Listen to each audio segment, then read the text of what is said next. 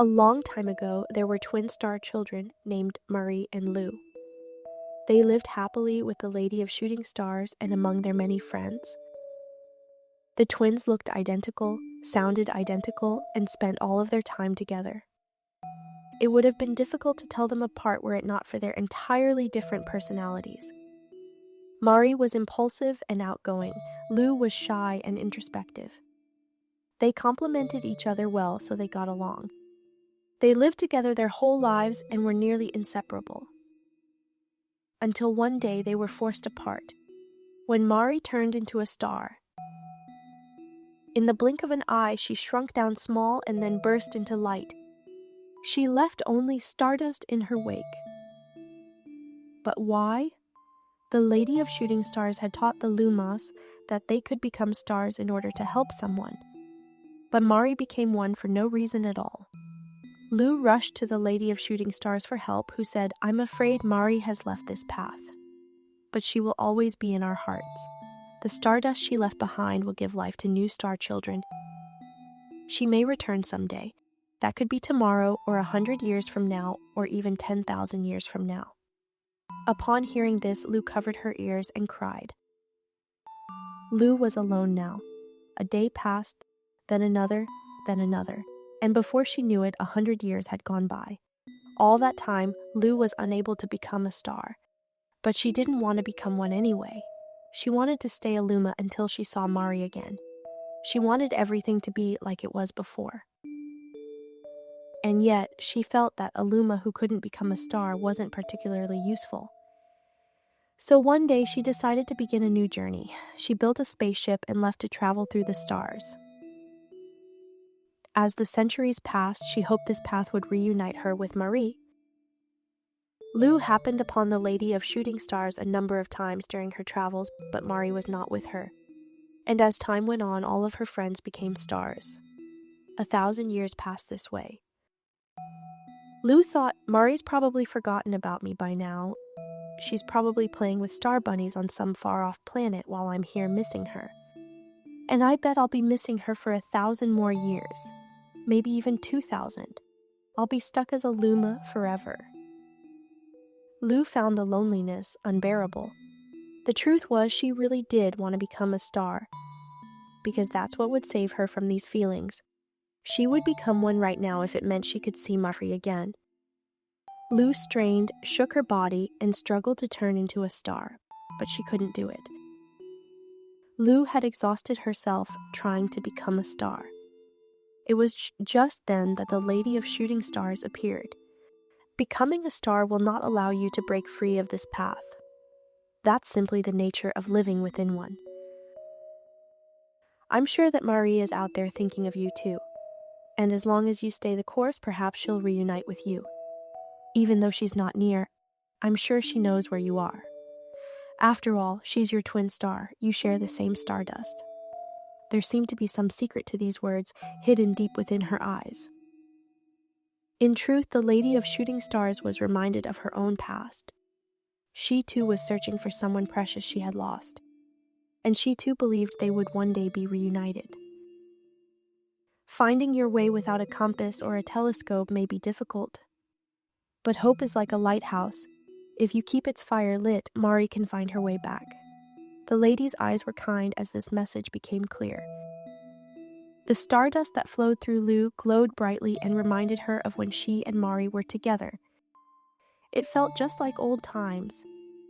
And with that, something changed inside of Lou. Today, Lou continues her journey aboard her spaceship, now responsible for a whole crew of Lumas. She's dependable in nature and impressive in stature, as all captains should be. The shy Lou of the past is now just a memory. I'm Luba, one half of the twin star children. I carry the fire of hope across the galaxies. Marie was fed up and exhausted.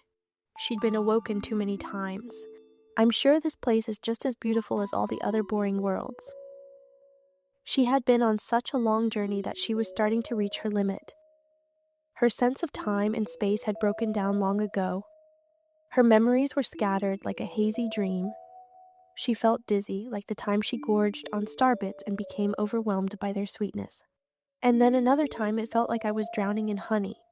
The time before that it felt like I was trapped in a cage. And before that, I forget. Well, whatever. Just then, Murray spotted a red planet and decided to visit its residents. Hello there. How are you? This planet looks pretty old. In fact, it may have lived a little too long. Looks like it could explode at any moment. The residents didn't seem to understand. Instead, they just ran away when she approached. But that's how it always went.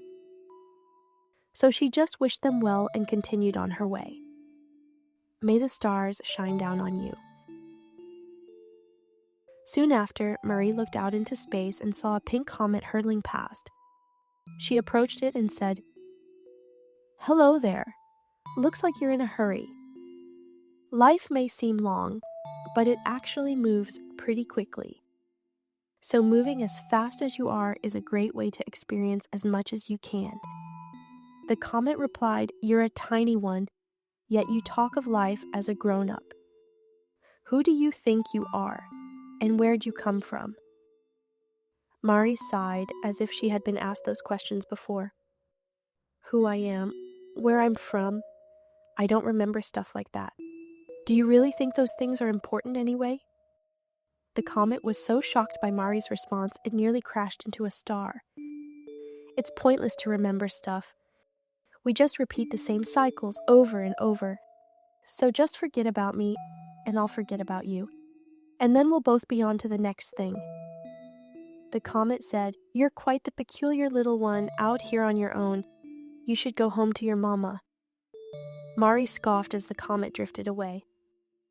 Mama? What is that word? It sounds sort of familiar, but I'm not sure why. Well, whatever. It was time for a rest anyway. The next world Marie awoke to was pitch black. There was no life, and the stars had yet to be born. The galaxy was just about to take shape. But even in a place with no light, with nothing at all, Marie wasn't bored.